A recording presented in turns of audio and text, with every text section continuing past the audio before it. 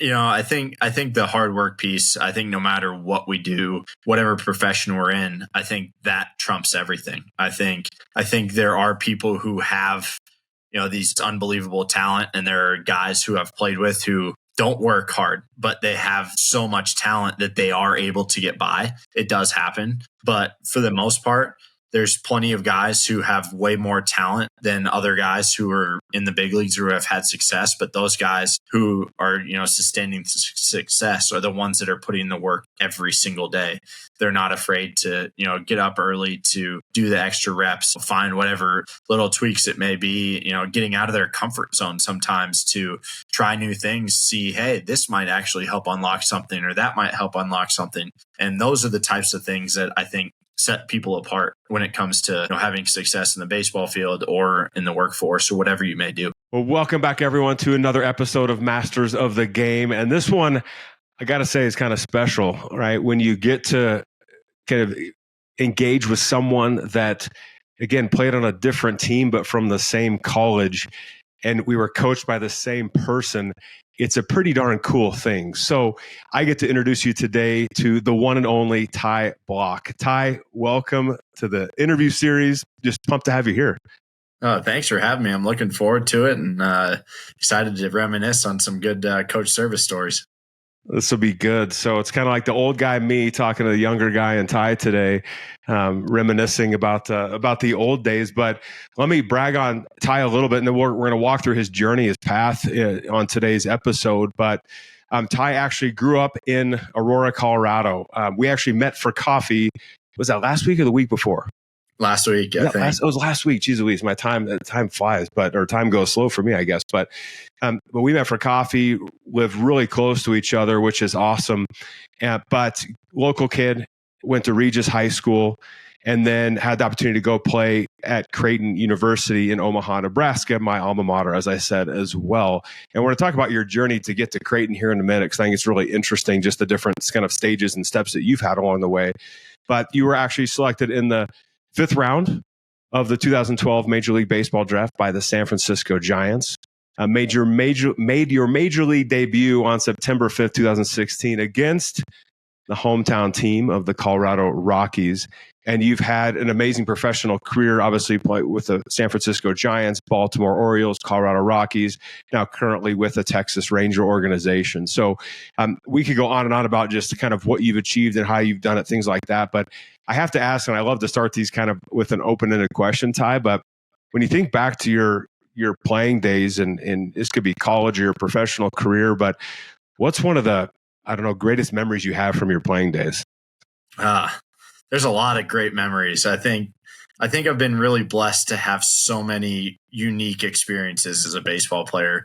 I've checked off so many of the boxes that, if a guy could check off one in their career, they'd be really ecstatic about. And, being able to win, 2 conference championships at Creighton, those are 2 of my favorite memories. 2011, first year at TD Ameritrade, I guess Charles Schwab Field now, and being able to win on our home turf, beating Wichita State, that was special. And then the next year being the 8th seed in the conference tournament and pulling out a win, winning that conference tournament, playing in 2 regionals at college, that was really special. But then, like you said, big league debut is in my hometown stadium at Coors Field, running out of the bullpen that I grew up sitting right above, watching baseball games. That was pretty hard to beat. I started opening day for the Giants in 2018. That was really special. Pitched in the playoffs at Wrigley Field in 2016. Through a complete game shutout in the big leagues. I've been able to do a lot of really special things in my baseball career, and just so blessed to have so many great opportunities. That's amazing. When you think back that, reminisce a little bit, but back when I played, we were in the Missouri Valley Conference, and now Creighton is in the Big East Conference. So the dynamic's completely different, right? That, when Ty says Wichita State, I bet some people are confused by well, they're in the Big East. Like Wichita State has nothing to do with the Big East. And no, you're right. They don't have anything to do with the Big East, but they were in the Missouri Valley Conference, and they were the powerhouse baseball wise back in the day. So those were, when you took down Wichita State, and give all respect to the Shockers, right? But oh yeah, man, when you took them down, it was a big deal because they were legit. That was a powerhouse. That was our big rivalry between them, Missouri State. It seemed like every game we had against those guys was a dogfight, and every year it was, how can we beat those two teams? And we found a way to do it. Yeah, I can't remember the guy's name, but when I played, I remember they were warming up on the on-campus field, and one of their guys got out this lefty, and it was just warming up before the game, right? Taking batting practice, and he actually hit one so hard that he hit one of the lights in the outfield, and it shattered. I mean, he crushed it. And I'll tell you right now, you want to talk about the mental game? I knew right then that we would lose that series. And the series had not even started. But you could see the look on our team's face, and it was almost like it's over. And sure enough, we got swept. We got crushed. It's all that mental side, right? Of letting it's all the mental side. It's all the mental side. It's crazy to me. It's crazy how that works. It's amazing. Well, so I want to kind of walk through your journey a little bit.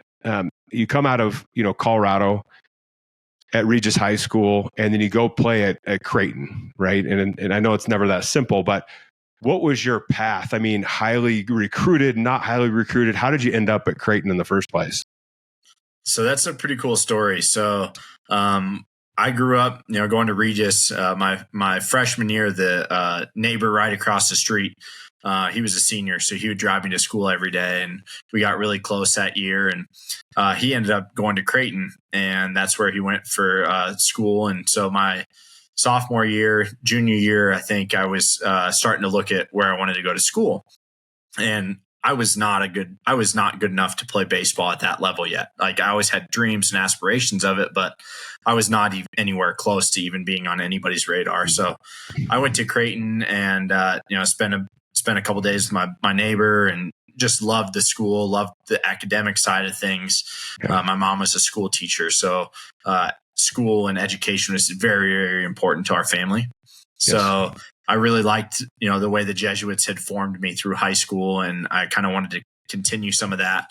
And I always said, well, if it worked out, I would love to play baseball at Creighton. I'd love to have that opportunity, but it wasn't going to be, that simple. And so summer of my junior year comes around, and I'd gone to a couple of baseball camps, and I had an okay spring, but I was throwing 82, 83 miles an hour.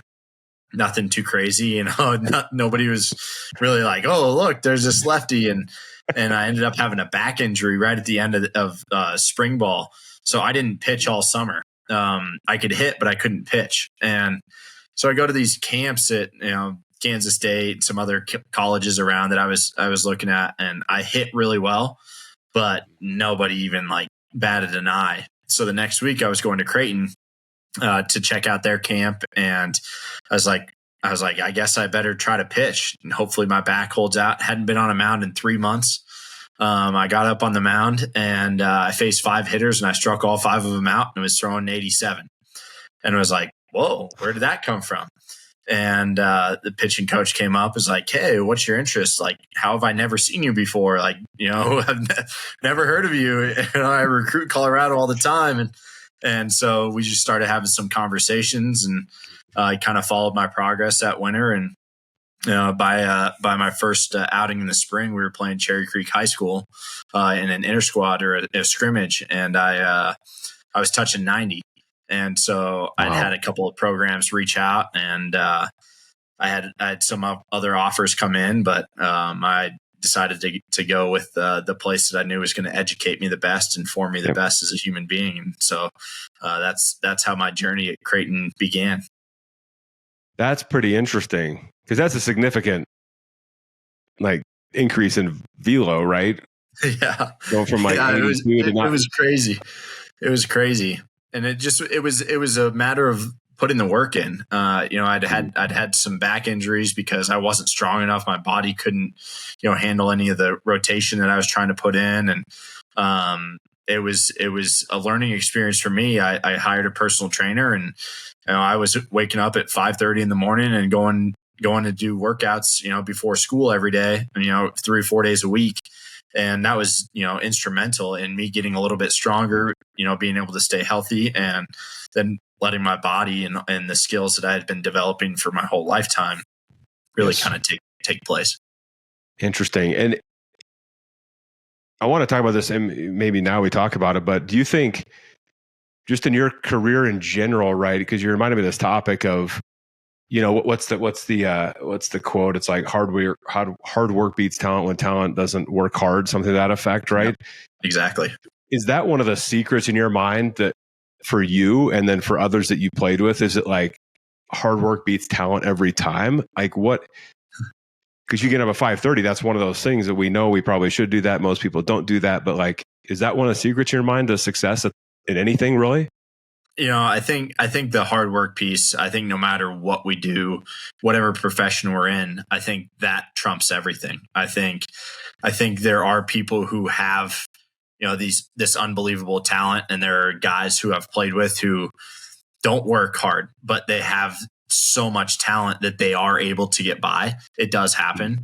But for the most part, there's plenty of guys who have way more talent than other guys who are in the big leagues or who have had success. But those guys who are, sustaining success are the ones that are putting the work every single day. They're not afraid to, get up early to, do the extra reps, find whatever little tweaks it may be, getting out of their comfort zone sometimes to try new things, see, hey, this might actually help unlock something, or that might help unlock something. And those are the types of things that I think set people apart when it comes to, having success in the baseball field or in the workforce or whatever you may do. Yes. Yeah. And I want to maybe unpack that a little bit more as we kind of into your path and journey, because like I know we talked during coffee, right? What was fun is like, even though we went to the same school, like we didn't know each other, right? Literally last week was the first time we've ever crossed paths, and which is pretty darn cool, right? And I knew this Ty guy, I knew he pitched professionally, but beyond that, I'm like, yeah, I have no idea who this guy is, right? So it's super fun to meet in person last week. But you go to Creighton. I know you were basically walk on, right? Preferred walk on, and then you're going playing college baseball, stuff like that. At what point did it become a reality that like I could actually pitch at the next level, meaning like professionally? I joke about this with a couple of the guys I played with at Creighton. We were freshmen coming in, and I'd never seen talent like that, coming into a big university. I'd played against some really, really great players in high school, but I'd never been on the same team with them and like gotten to play catch with them. And, a couple of guys I played with were really good, but they weren't pitchers. They were position players, that kind of thing. And so I hadn't seen that kind of arm talent. So I hadn't seen guys throwing, 92, 93 playing catch with them type thing. And so I got to college, and all of a sudden, like, these guys are throwing really hard, and I'm playing catch, and I'm letting it rip at them because I'm like, they're throwing harder than me, right? And I find out that they're thinking the same thing. Like, I've never caught anybody who throws that hard before. And so it was just a really cool learning experience, for me to see, hey, like, actually we're all in the same boat together, and we're all going to grow and all going to have this opportunity to push each other to work and get to that next level. And it was kind of that fall of my freshman year. I'd been pitching, and we had our scout day, and there was a couple guys on the team that year who were getting, scouted pretty heavily. Elliot Soto was shortstop. He got drafted, I think, the 15th round that year. And I remember a couple of those guys came up to me, older classmen. I was not really thinking anything of it, but they all were like, "You're going to be out of here in 3 years." And I was kind of taken aback by like, "What do you mean I'm going to be out of here in 3 years? I'm going to finish my school. Like, I'm going to play it out." And they're like, "No, you're going to be done in 3 years because you're going to have this opportunity to go play professionally and make this money and have this opportunity." And I was kind of like, huh? But that was the first time that seed had ever been planted. It was fall of my freshman year that, hey, like, I had worked all of high school just to get to college. And then I got to college, and almost, 2 months in, it was like, oh, I'm working to get to pro ball now. And that was a mindset thing that I'd never really thought of. And that was kind of cool that those guys opened me to that idea and kind of gave me a bigger picture of what might be available to me. So I think that's fascinating, right? Because your dream initially is to go play at college, right? And I'm sure you had the dream to play professionally, like all kids do, right? Or play whatever sport or whatever you want to do, right? Exactly. And then somebody says something, a couple people say something to you freshman year, and all of a sudden it's reality. Did it all become like, at any point, like overwhelming of like, I've got to like do stuff differently to get was there pressure there when you heard that? Or was it just kind of like, I'll just keep working and see what happens? Like, what was because there could be a lot of pressure associated with that too, right? Of like, well, shoot, I got two more years or 2.5 years to figure this out. What was that like for you pressure wise or not? I think the biggest thing for me was I was very good about staying in the moment of, this is what I want to do right now. This is what I want to do this season. This is how I want to help the Creighton baseball team win this year. And I remember that fall, those guys had said that, but all I was concerned about was making the travel squad. How can I make the travel squad in the spring? How can I get a chance to pitch? I make the travel squad. I didn't pitch the first weekend. I'm like, oh no. Second weekend, I had my first outing and didn't go great, and I'm like, oh no, like I'm never going to pitch again. And then the third weekend, we were on our spring break trip. We were down in Texas, and we were playing Northern Colorado, which was a bunch of kids that I had played against in high school, a couple years older than me, but guys that I was very familiar with. And I knew, I can be just as good as those guys. I did well against those guys in high school. So why can't I do well against them now?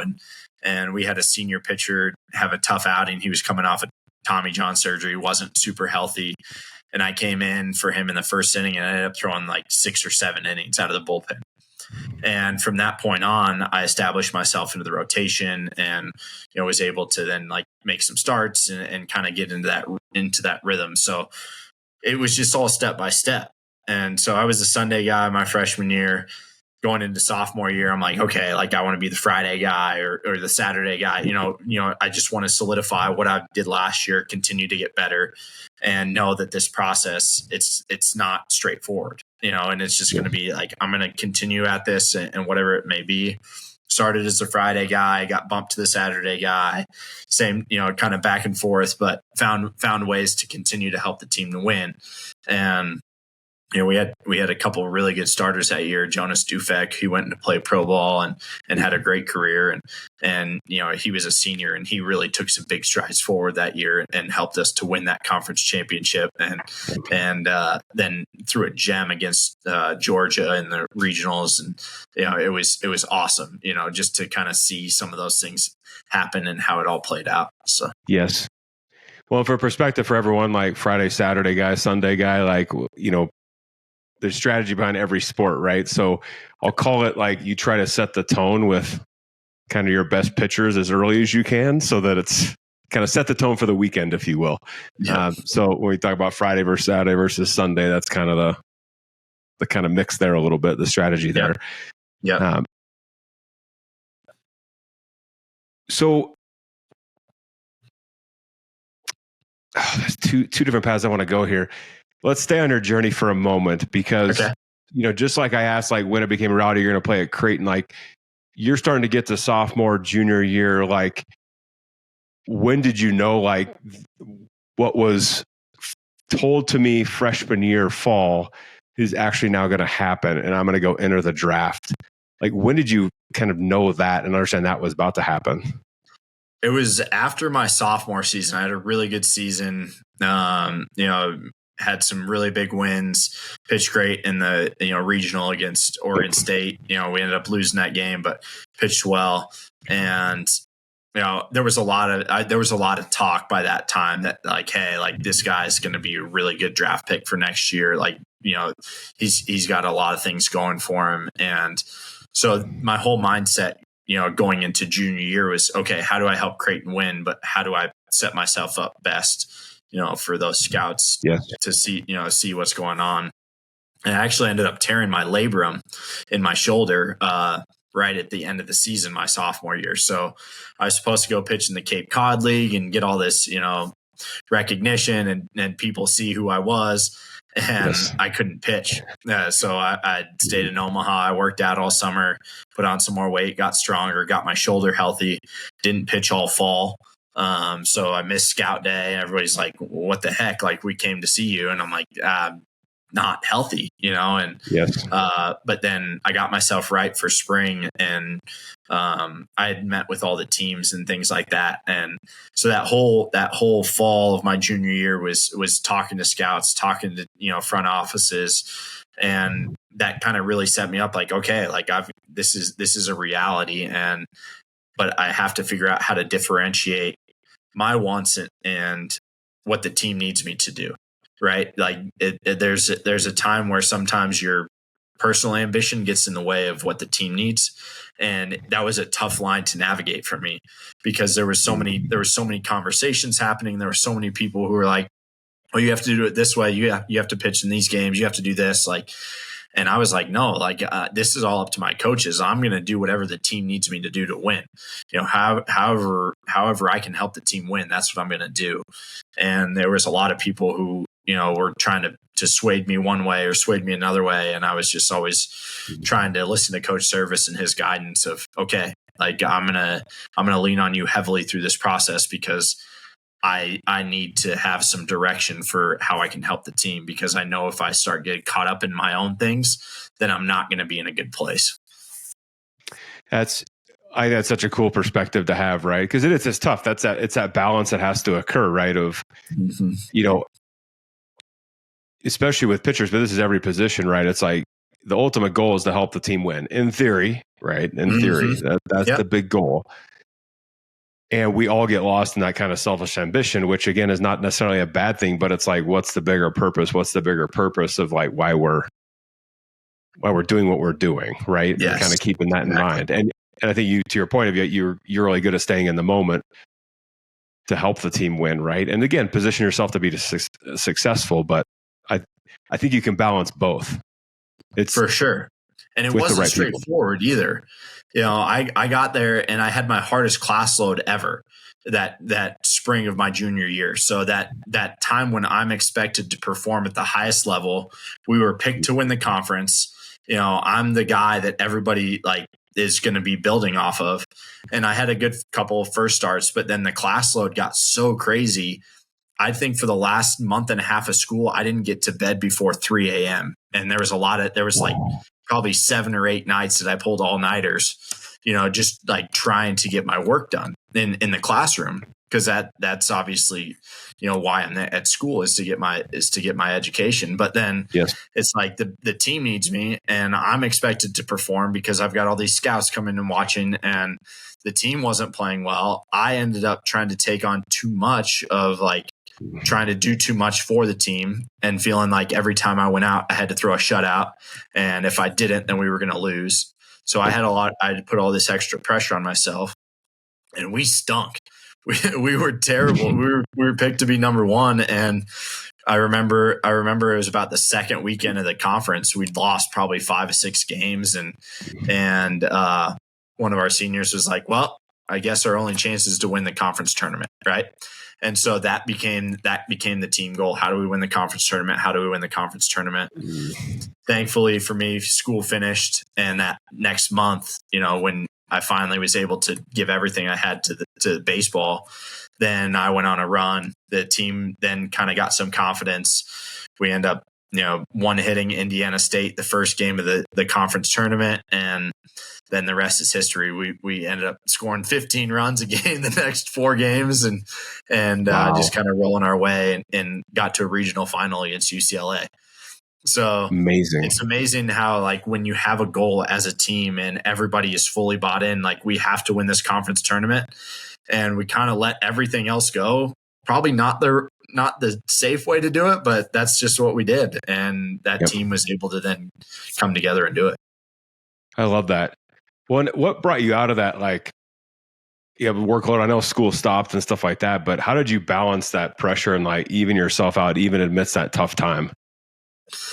I think for me, the biggest thing was just making sure that I stayed in contact with a bigger picture of like people around me, talking to Coach Smith, Coach Servais, talking to other guys on the team, just to really stay focused on what the team needed, because it was not easy and things were not going good. I remember having some heated discussions in the dugout between the coaches and me during a game when I walked a couple guys after we scored some runs, and it was the first time we'd scored any runs, and I'd been pitching, and then I give them right back, and it was it became one of those things, and after that moment, it was like, hey guys, like we're all putting way too much pressure on ourselves, like for this to happen. We have to figure out a way to make this work for all of us. And I think we were able to really do that eventually, and kind of all come together and work through those differences and, put that pressure behind us and just really slow things down and just say, hey, like we're back to the drawing board. How do we win today? How do we win tomorrow? How do we keep getting better each and every single day? And that's what happened. Love that kind of coming together, staying in the moment. One cliche debate, one pitch at a time, one run at a time, one game at a time. But isn't that really? It's the most cliche thing in sports, but it's the key.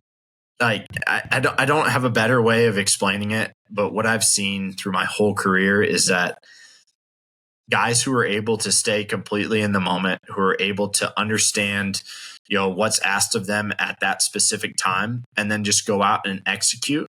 That's all that matters. Because those guys, there's nothing more that, the moment's not, oh my gosh, I've got, all these people here that are expecting this out of me. The team needs this, it's like, no, it's like, okay, I just have to throw this fastball down and away. Boom, throw that fastball down and away. Okay, now I need to throw a curveball. Boom, here's the curveball, and it's like guys who have that ability to slow the game down, to just really stay present and just make that next pitch, or, make that play in the field, or, have the right approach at the plate in the big situation with the bat. Those are the guys who have the most success for sure. Yeah, very true. Well, so, you make the transition and you get drafted, all that sort of stuff. What was the biggest difference between college ball and then playing professionally? The biggest difference is that college ball, everybody's bought in to win for the team. And in pro ball, everybody's typically in it for themselves, especially in the minor leagues. Everybody's, how do I get to the big leagues? It's all about me. It's all about my development. How do I get to the big leagues? And that's kind of what's instilled in the culture of professional sports. How do I get mine? How do I get paid? How do I get the big contract? The fame, the notoriety, all that type of thing. Yes. Those are kind of the things that drive or are perceived to drive a lot of professional athletes, right? And in reality, it's not those things. It's the guys who are really like all in on being present, about perfecting their craft, about putting in the work in, who are how can I be the best teammate that I can possibly be? Those are the guys having the most success. Yeah, there's a few that, like I said, their talent is crazy, but I'd say 90% of the guys out there, they're the ones who just really care about winning. They really care about how can I help my team win, and what can I do to better myself to be the best teammate that I can be. And those are the guys who are having a ton of success. I think that's such, because it's, to your point, kind of counterintuitive, right? So I got to get mine, and all, to your point. And it's a funny balance of like, if you go into it with the mindset of like, if we win as a team, then typically that means most people are doing good things, which means I'm developing, which means I'm going to build relationships to ask questions for help. Yep. And then you're going to get where you want to go. Not all the time, but you're going to position yourself to be successful. But it's counterintuitive. And how many times we see examples of the opposite of that, of like, no, I'm going to get mine, and it's all about me. And then, yeah, I mean, your talent's crazy, you don't get there.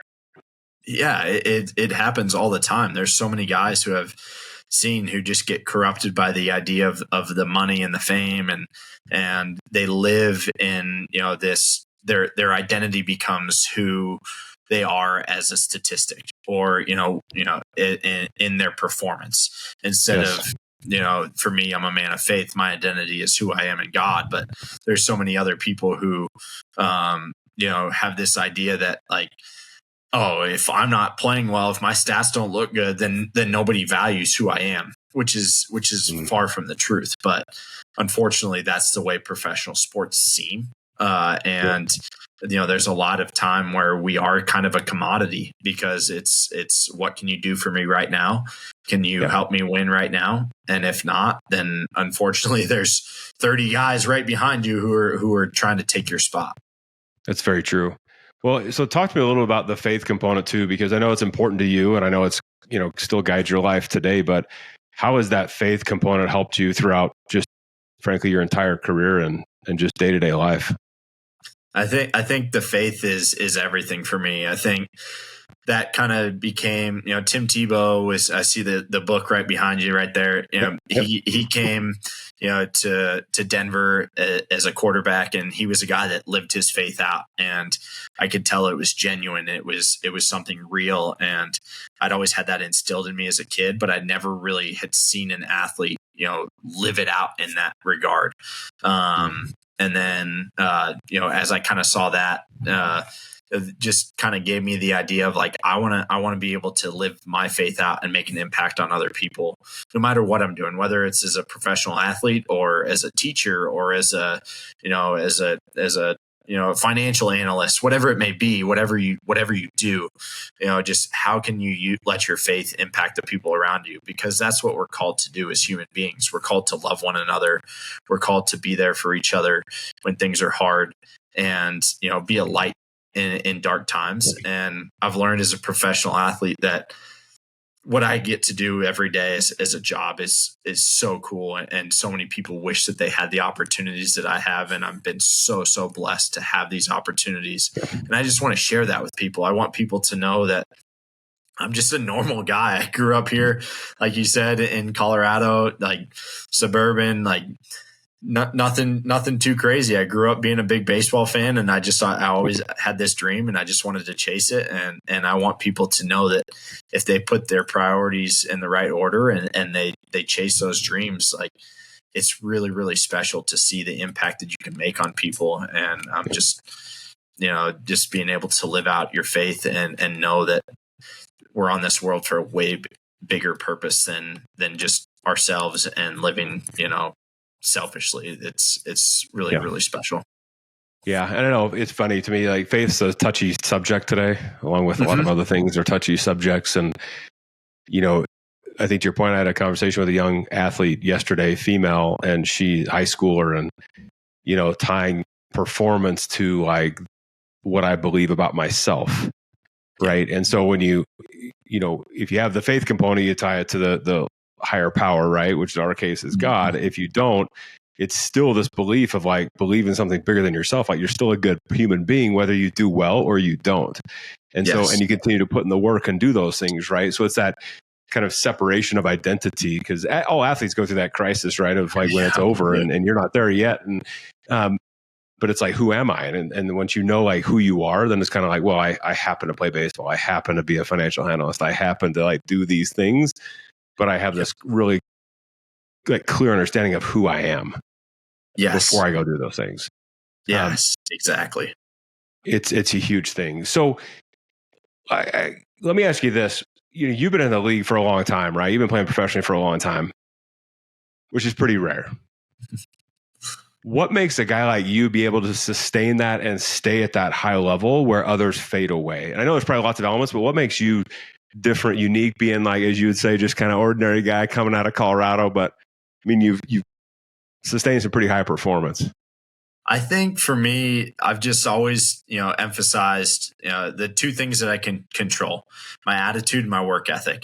And so if I can, control my attitude and, show that I'm not going to let the little things bother me. I've been through so many things. I've had so many experiences where I'm going to have bad games, but that's not going to define who I am. And I know I'm going to just go out there. I'm going to put the work in, and I'm just going to go out there and be the same guy. I'm going to throw the same pitches the next outing, and it might work and it might not, but that's okay. And I'm okay with that. I've learned to accept that. And what I've learned is that, those guys who can control their attitude and their work ethic and be the best teammate they can be, and they're there to help other people. I've had so many people pour into me in my career, so many veteran guys, when I was coming up with the Giants, just there's so many that I can name that poured into me to help me to become the player that I am. But also the person that I am. And same with coaches. We talk about Coach Servais and what he did and the impact. He always put that insight in me is it's not about you. It's about the team. It's about what you can do for the team. It doesn't matter what you did. This is the ultimate team game. And I think I took that to heart from a young age and learned that, hey, if I have a great game, great, but there's going to be plenty of times where I have a bad game and the team picks me up. There's going to be plenty of times where I have a great game and the team loses. And that's how it goes. So how can I be the best teammate that I can possibly be? How can I pour into guys and, use these experiences that I've, been given to share with guys and teach them. And I think that's part of the reason why I'm still around today.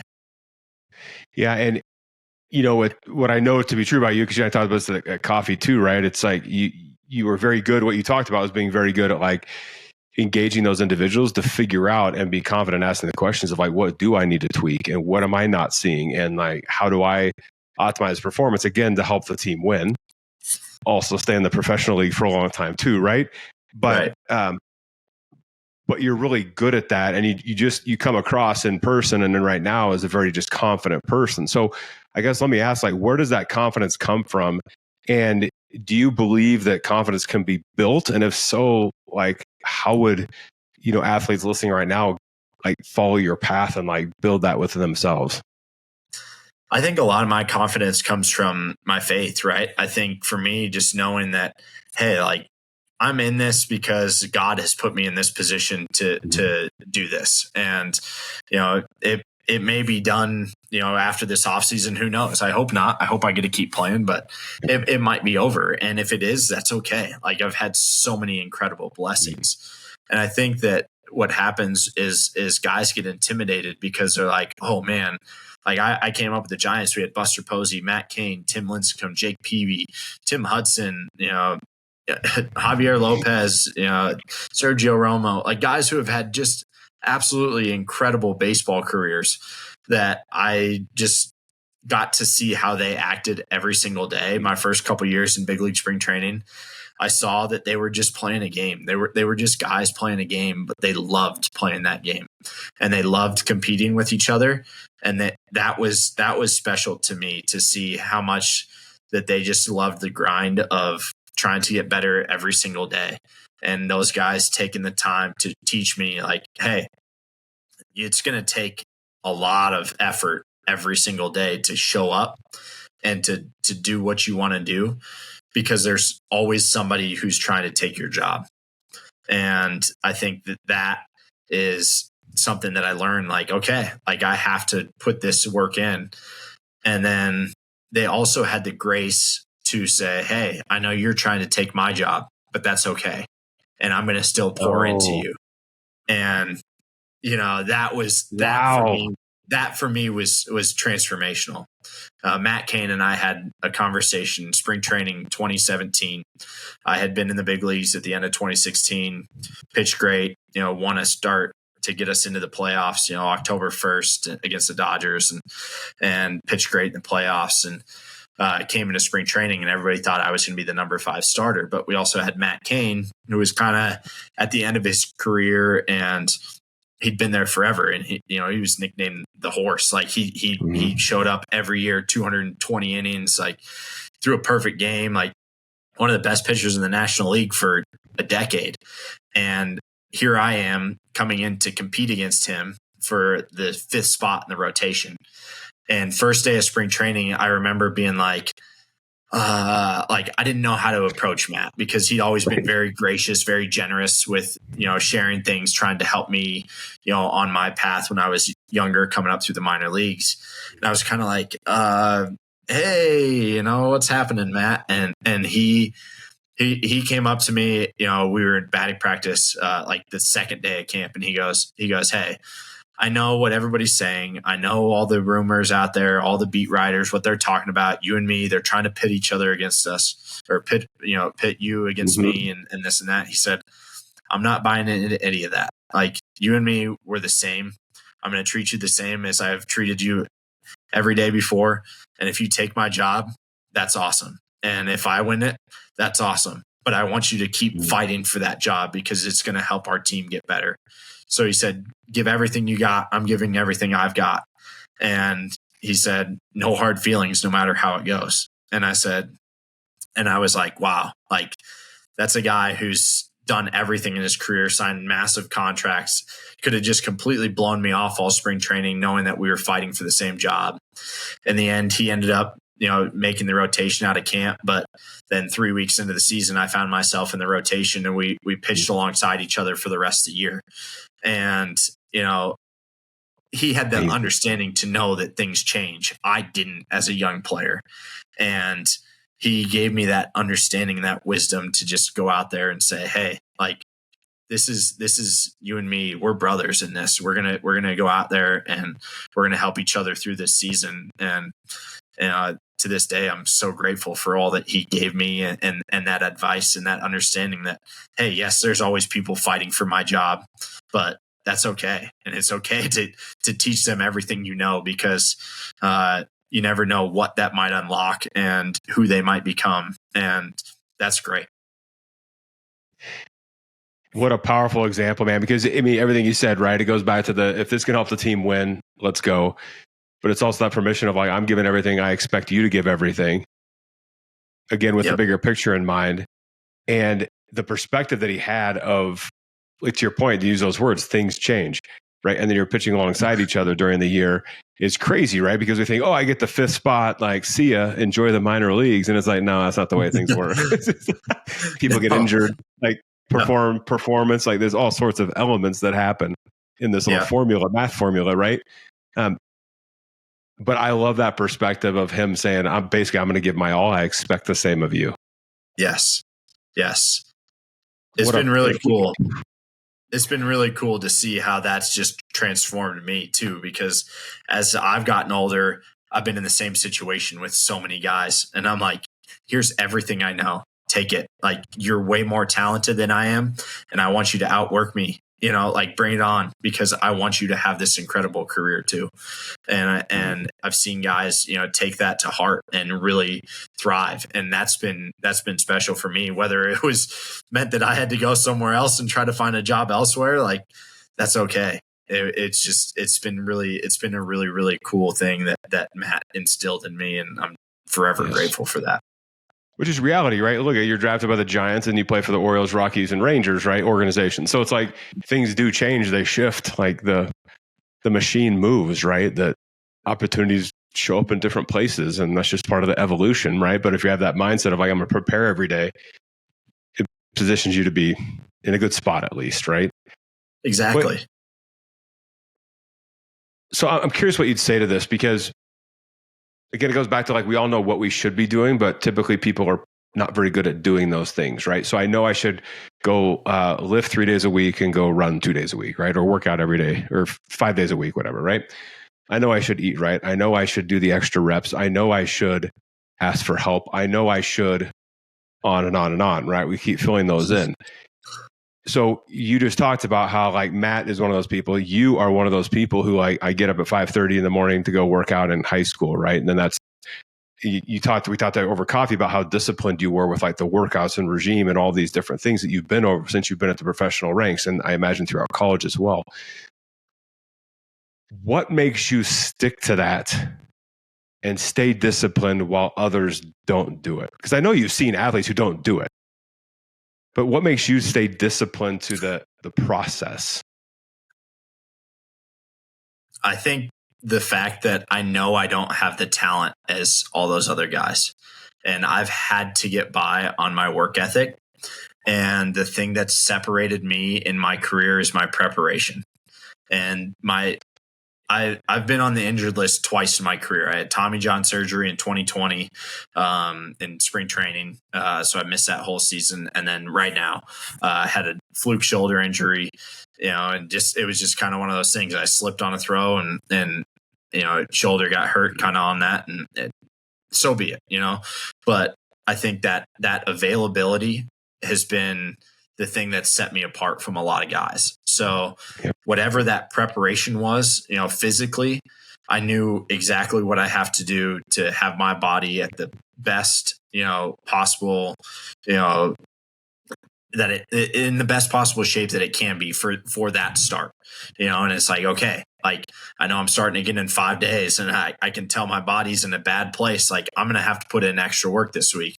Or there's times in the season where you're cruising, you're like, oh, okay, like I can just stick with my normal routine and like I can just keep doing that and I'm going to be just fine. And it's kind of the same in the off season. I know that if I put in the work and stay disciplined to my off season training program, the guys that have, done such a great job of preparing me for the last 10 years of my career, I know that they've put me in the best position to succeed, from a body standpoint. So I'm going to buy into that as much as I can. I'm going to be there every single day that I can be there and train and do that.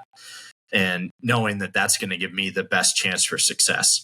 And maybe it doesn't work, but I know that I at least can sleep easy at night knowing that I've given everything that I have to put myself in that best possible chance to succeed. That's so good. It's like that preparation and discipline is your superpower. Yes. You're obviously talented. But and in combination with like knowing that's my superpower and that's what I stay focused on. That's what's led you to be in the league and play professionally for what, 14 years, 13 years, 14 years.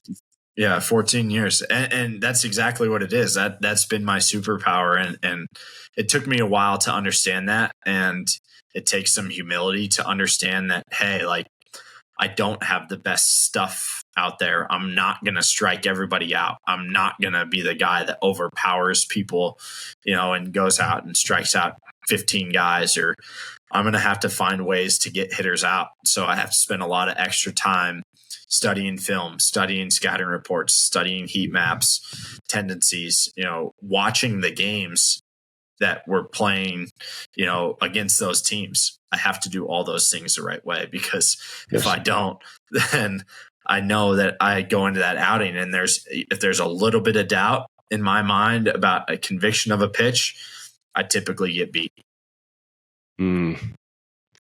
That's fascinating, right? Because it's like, the preparation eliminates as much doubt as possible. Yep.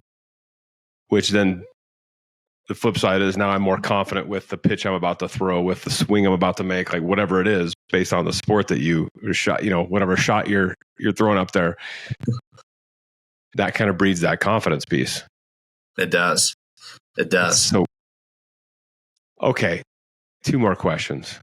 All right. I'll be aware of time here.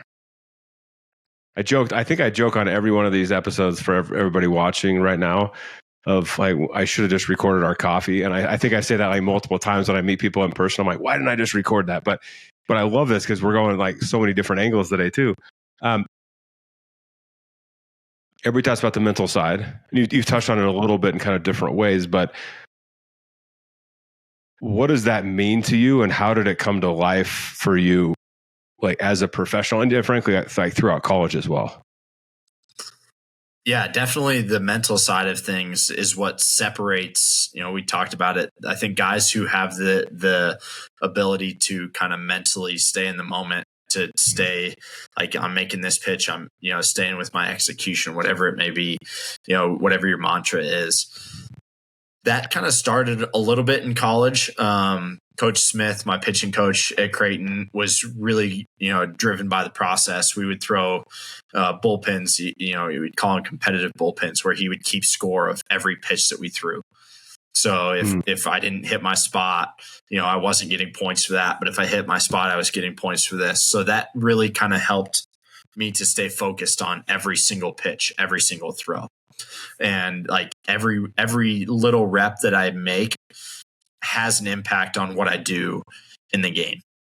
So the more I can practice the right way, the more I can play the right way. So that was kind of the mindset that started in college. And then my first manager in professional baseball, his name's Darren McMains. He's, now in mental skills coach. He's awesome. Does a ton of work with a lot of top level athletes. Worked with Notre Dame, worked with the Giants. He's worked with Seattle Mariners. Done a lot of awesome things. And he was getting his degree in sports psychology and managing at the same time. And so that to me kind of spoke volumes of showing what he wanted to do. And one of the first days he said, pressure doesn't exist. He said, pressure is a fear of past failure or a fear of what's to come in the future. So whenever you're fully present in this moment right now, there's no such thing as pressure because you're not living in the past or you're not fearing the future.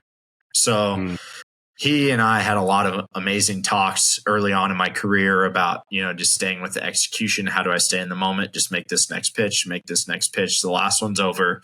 How do I make the next one? How do I gather whatever information I need to from the last swing, the last at bat that I had against this guy?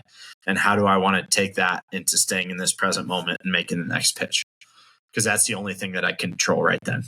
Yes. So, we kind of started that, and then I've since worked with countless other people. Buddy Biancalana, he does some really awesome stuff about the brain body connection, neurological brain waves, how that affects your motor system, and a lot of different meditation, visualizations, that type of thing to help really put everything in line, because there's times where you try to will yourself to do something too much and you end up getting in your own way, and instead of just being able to put your body in that state of that flow state of just, I'm just going to go out there and do what I've practiced all these times, instead of I have to do this, or I'm going to do this, because then you get tense, right? And you create this disconnect between how your brain is trying to function versus how your body knows how to function. So I've done a lot of different things from a mental side, but those are a few that really stand out. So good, right? It's just that continued evolution and growth and trying new things and seeing what sticks and what doesn't, and having the right conversations, and like that openness to this is how I'm feeling or thinking right now. And you can make substantial strides with even one conversation with someone. Absolutely. You can. And you never know, and sometimes it's just for a season or two, right? And then it doesn't, you can take that information and say, okay, this has made an impact on me, but I can't go any further with this. So how do I find something different? Or I can take this further, but maybe I'm, need a different voice, and I need, and it's okay to try different things and listen to different people. But when you do find the ones that are there, that are pouring into you, that are helping you, don't be afraid of leaning into them more either. It's amazing. Okay. Last question. Second to last question. This will be the last real question. Then I'll get to people want to connect with you. How do they do that? But give me one Ed Servais story.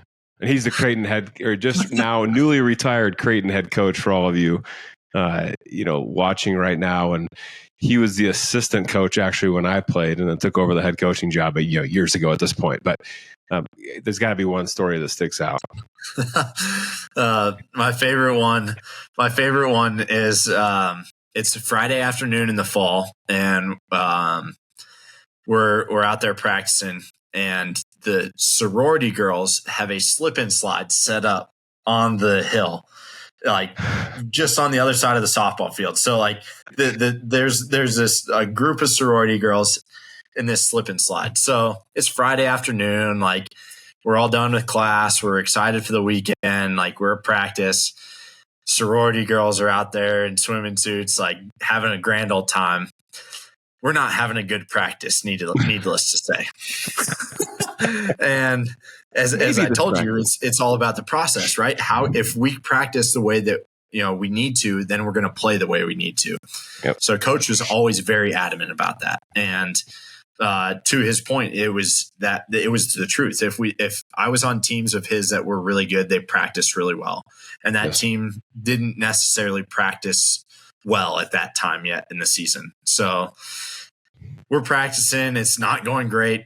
whenever we make a mistake, we have to do pickups. That was his form of punishment. We didn't run; we had to do pickups, which is like a shuffle 2 to one side, flip the ball back to your partner, you go back and forth 10 times.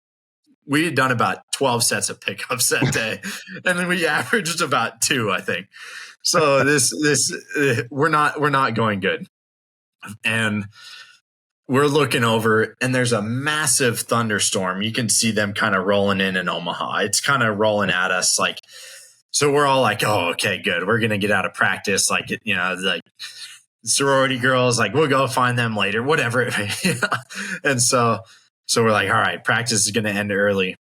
Well, he calls us all in, and he wanted to make sure that we knew that it was not acceptable for us to practice that way. And so he comes over, and we're watching this storm roll in, and he's got his little skull cap on, and he starts, guys, you gotta practice better. I don't care what's happening over there. I don't care what the girls are doing over there. I don't care what's happening. You have to come here and practice. I don't care if it's a Friday. It doesn't matter. You have to practice. And we're like, yeah, we know. But we're like watching this storm come in, and all of a sudden, it starts hailing. And the first one drills him right on the helmet, right on his skull cap, and explodes. And we all just lose it, right? And he just goes, and I don't care if the hail makes funny noises on your helmet, you still got to be out here and practice. So good. That's so good. It's so good. That was my favorite. That was my favorite. I just remember we all just were like, it's just hail just pelting him, and he just 20 minutes just let us know that we had a horrible practice. And I think after that we kind of cleaned it up and kind of got our stuff together. But that was the one that I always laugh about. That's hilarious, because he is a process guy. That's what I love about him, right? It's you either love it or hate it, and I appreciated that way of practicing all that sort of stuff. But yeah, I remember we got to talking to a couple times as well. So yeah, I think we had to run most of the time. So that was the punishment back then. But that's hilarious. Well, yeah, I know it's fun to see him on his way out and retiring. And as I shared with you, sent him a picture of you and I after the coffee, and I know I can just picture him beaming, like seeing that picture of two alums meeting up in Colorado of all places. So it's super fun. It's been amazing, the career that he had and the impact that he's had on so many guys. And he just had this understanding. We talk about leadership, this is kind of a good way to close it. And he always talked about when we were at school, he's like, you guys aren't going to understand it, right? He said, what I'm teaching right now, you're not going to understand for maybe 10 or 15 years, maybe 20 years, maybe 30 years. But I hope you look back and understand why I do the things the way I do. And he rattled a lot of feathers. There was a lot of guys who didn't appreciate the way he went about things, but he never changed who he was, because he knew he was making us better human beings. He was forming us to be a whole person, and how to be somebody who serves other people rather than be somebody who is in it for themselves and only trying to get theirs. And I so appreciate that from him, and his foresight and understanding to just say, hey, like, I have to be true to this, because this is what's going to make our team better, but it's also going to help these guys in their life to come after baseball. And if we can, really hone in on those things and make them understand that this is who I'm trying to form them to be, maybe they'll appreciate it at some point in their lives. Yeah. But I think that's what we all strive to do as leaders, as people who are trying to make an impact in this world is you can't be afraid to ruffle some feathers, because you never know how it might impact somebody. But, that's what we're called to do is to better people around us, and to show them love and treat them with the utmost kindness that we can. Yep. It's a fabulous way to wrap us up. And last thing real quick, if people want to connect with you, and we'll have links to social stuff like that, but where can they best connect with you, Ty? I think Instagram or LinkedIn are the two social media platforms that I'm most active on. So just feel free to connect with me at LinkedIn, just Ty Blach. You'll see me on there, or Instagram. I think it's Ty Blach 50 is my handle. So shoot me a DM or hit me up on LinkedIn, and I'd love to connect. Love it. Or just send me a message and we'll all go to a coffee. I love it. That sounds good. Starbucks. So we'll do that. Yes. Ty, I can't, before I wrap us up with everyone, just thank you. It's just such an honor to get to talk with you and connect with you and learn from you. And I can't thank you enough for your time today. Grateful for the opportunity. It was really fun to be able to chat and share some fun stories. And thanks for all you're doing and all the people that you're out there trying to make better every day. Love it. I appreciate that. Thank you. Well, for all of you watching, listening, however you're absorbing this today, I want to thank you for your time as well. Again, having guests like Ty to be able to learn from the best, right? As I say every time, take just one thing that Ty said and just put it into practice, like take action upon it. One thing, because action is going to get you where you want to go. And so thank you very, very much. Please, like this, subscribe, share this with your family, friends, do all that fun stuff. And I can't wait to see you on the next Masters of the Game interview. Thanks, everybody.